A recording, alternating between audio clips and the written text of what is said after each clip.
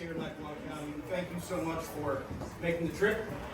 And we thank you and your Delaware constituents for so graciously sharing claim to Scranton's favorite son. And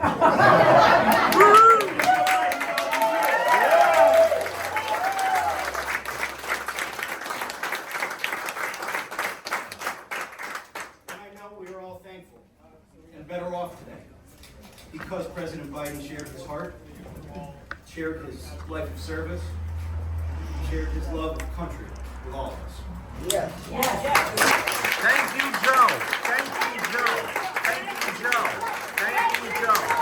Thank you, Joe. Thank you, Joe. Thank you, Joe. Thank you, Joe. Thank you, Joe.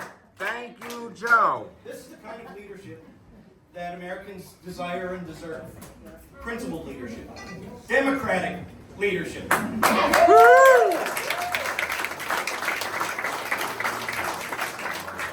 Leadership that puts an end to the daily, compulsive desire to divide Americans. With Vice President Harris and Governor Tim Walz leading our great Democratic Party, I wholeheartedly believe that we are on our way.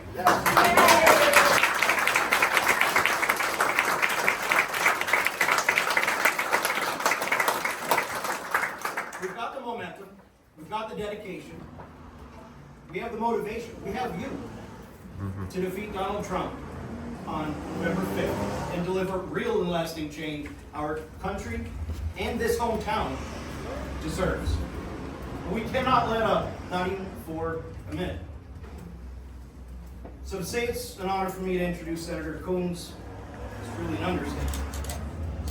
Chris Coons is a man of honor, respected and well-liked by colleagues across the ideological spectrum in Washington and around the world.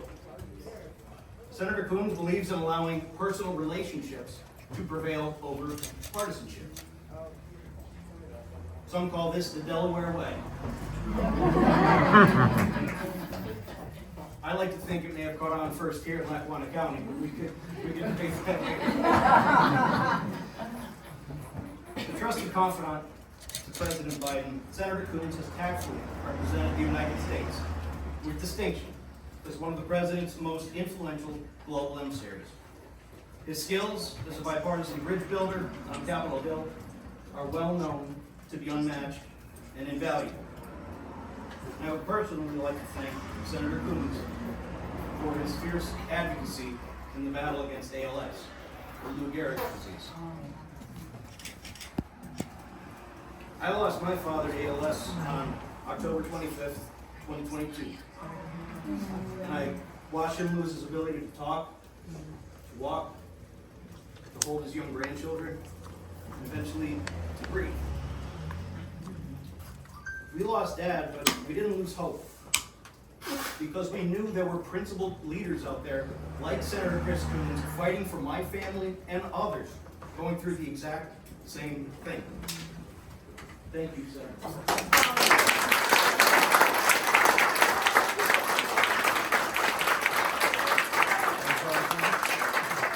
What you need to understand about Senator Coons, it's not just a resolution and a recognition and raising awareness of a dreaded set of diseases. He puts action behind his passion. Signed into law by President Biden, Senator Coons' Act for ALS is the first federal effort to accelerate the development and approval of therapies for ALS and other neurodegenerative diseases like Alzheimer's, Parkinson's.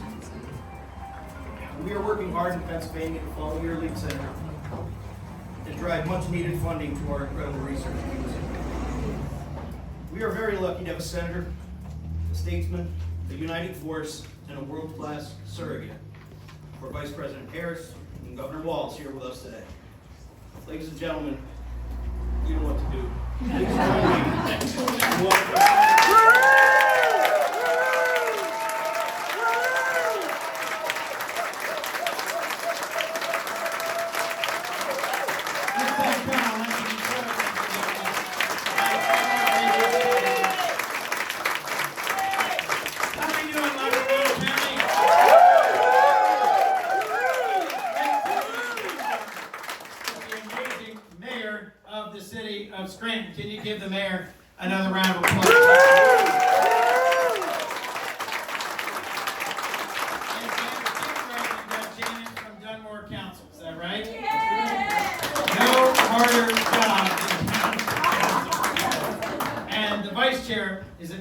McCline. Ladies and gentlemen, Matt McCline, Vice Commissioner, and Commissioner Bill Gogan, and I'm going to talk a little bit about county government for a moment, and Representative Kyle Mullins. Kyle, there is no way on earth you would know this, but I got involved in ALS because my younger brother's best friend died in his arms of ALS. It changed his life and mine.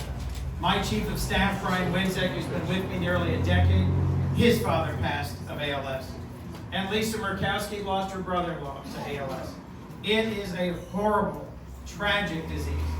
And one of the things I love most about our Joe Biden is his compassion, the depth of his heart, the way that out of his grief, he has built hope for others. I have watched Joe over and over around the country at events like this meet somebody and say, and go in the back and sit down and talk with them for 45 minutes and blow up the schedule and get everything off the rails because he has a heart for service and a heart to help others. And that's a heart that started here in Scranton, Pennsylvania. Nobody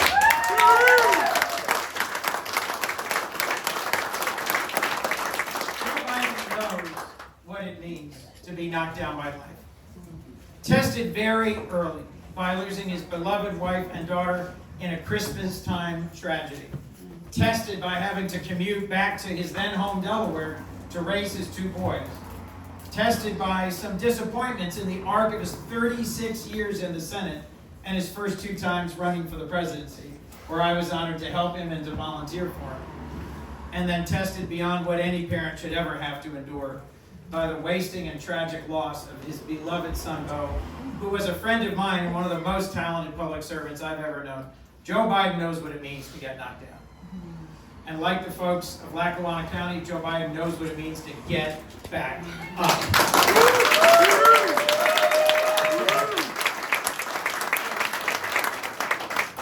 He understands what it means to have folks count you out. He understands what it means to have folks look at you and say, not yet, not you, not this time, not now. And to say, no, damn it. I deserve a chance here in this country. I've paid my dues. I'm paying my way. I'm part of a country that's about opportunity, that's about inclusion, that's about justice, and to fight like hell for the middle class. That's our Joe Biden. Yeah. The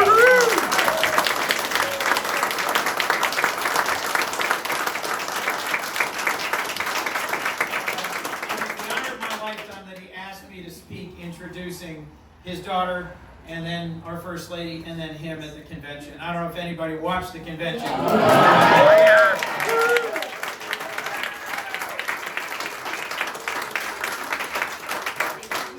I was an intern for Joe Biden 35 years ago.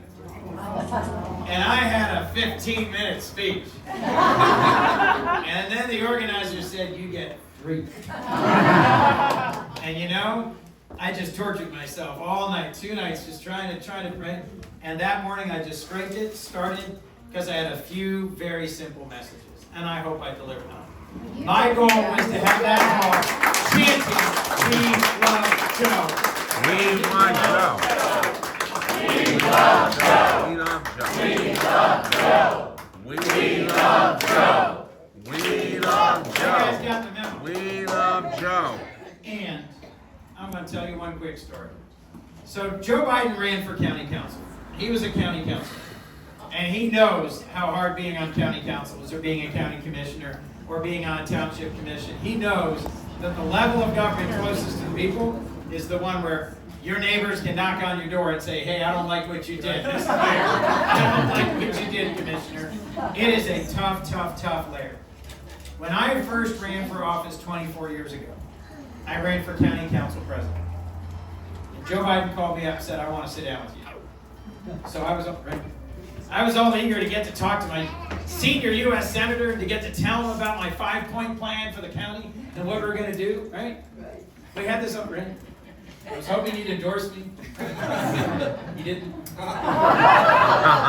I was in a 4-way primary, and some folks were like, Chris, you're running against a guy who worked for Joe for 20 years. That he didn't endorse him was a That was a little false.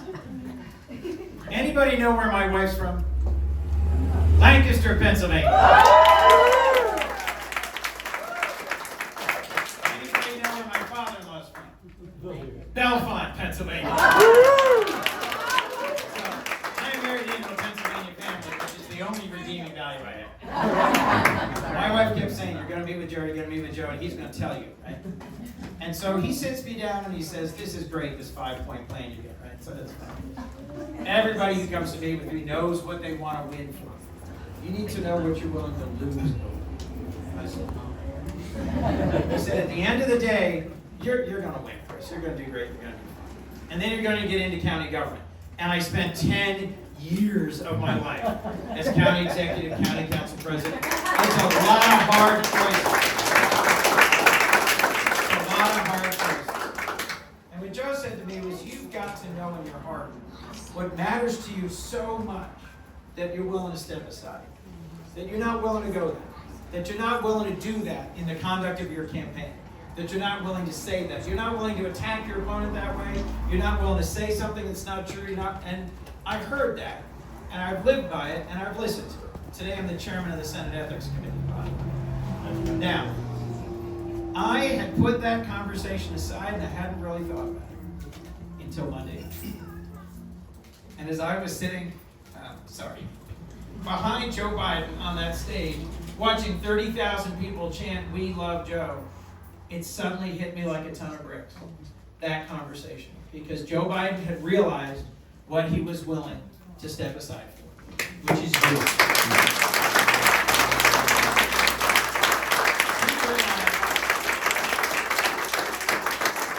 He realized he loves this country. He loves our democracy so much that when the polling and the calls and the input said, you know what?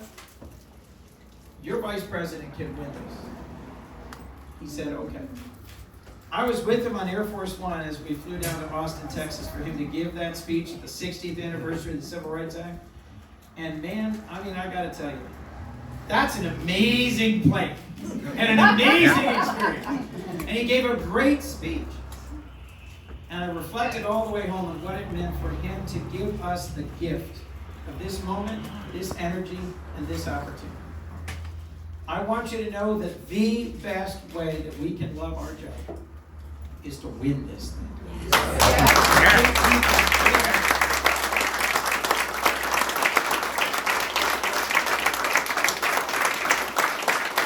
If you care about Joe Biden, we're going to win this thing. If you care about Bob Casey, my wonderful, incredible, trusted colleague in the Senate, we got to win this thing. If you care about Matt Cartwright, the congressman who is holding right in the middle in a district he wasn't supposed to win, and he keeps winning, we're going to win this thing. If you care about Pennsylvania, and I think you might.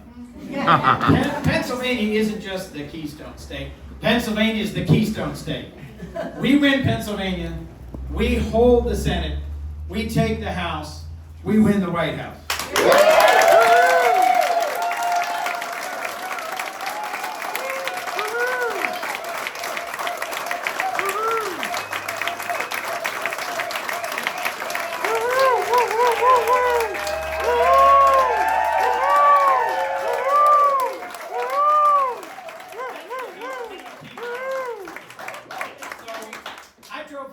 Today to spend just a few minutes with you in Scranton. Because you know what? We're worth it. I love you.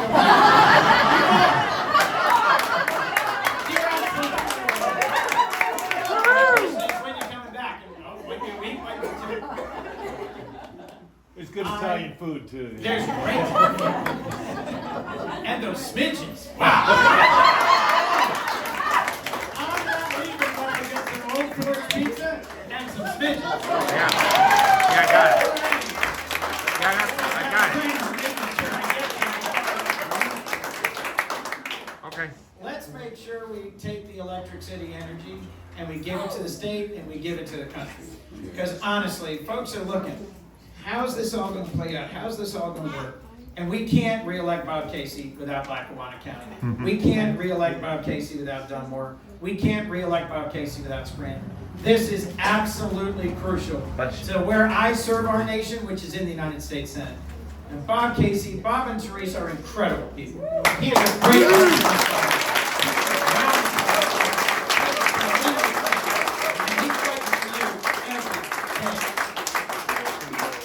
Then there's that other thing. I've been to Ukraine. I've been working my heart out to make sure that we keep fighting for democracy in Ukraine.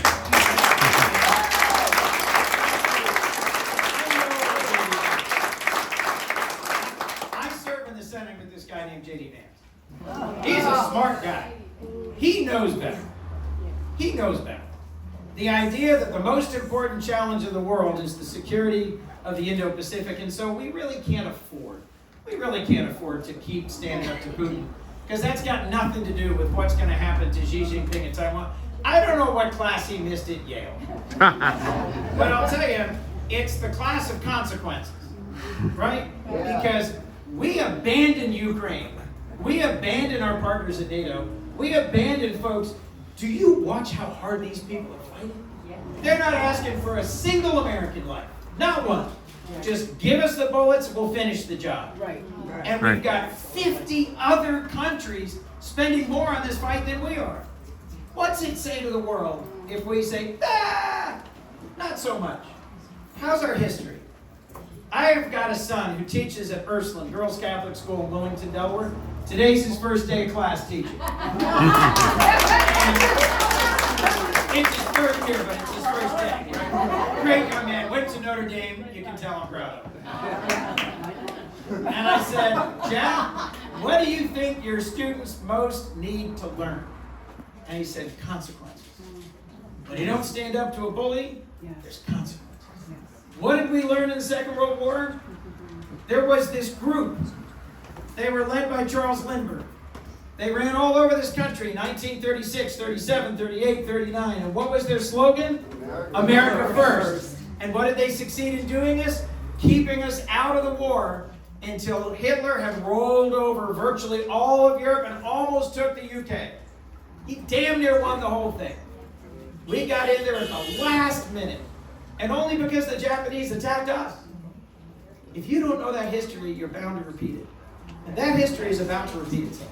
If we elect Donald Trump and J.D. Vance, and they abandon Ukraine, and Putin rolls over Ukraine and is knocking at the doors of NATO, it's American boys who are going to, young men and women, who are going to be over there serving and losing their lives. Or we give up on the whole thing and say, you know what, the heck with it.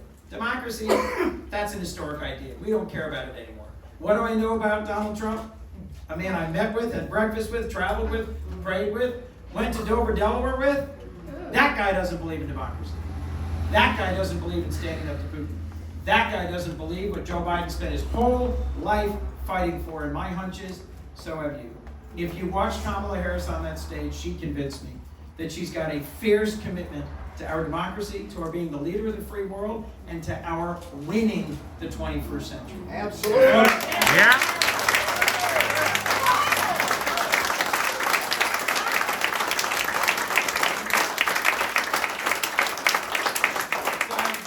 We started with ALS, and somehow I've got us over in Ukraine.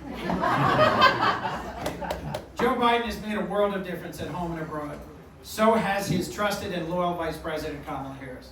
She can win this thing, but only with your help and your heart. Are you in this with me? Yes! We know that if we fight, We will win! and we're going to win the 20th century with Kamala Harris and Tim Walz.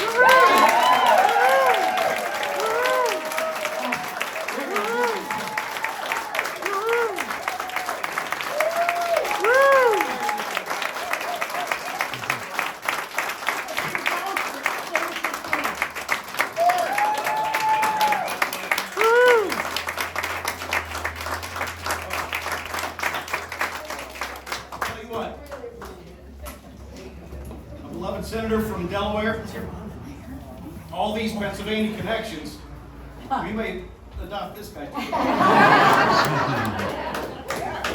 Thank you all for coming. None of you need convincing, but there are people in your lives, on your blocks, in your places of work, and at your Thanksgiving table who do need convincing. So let's get out and do it.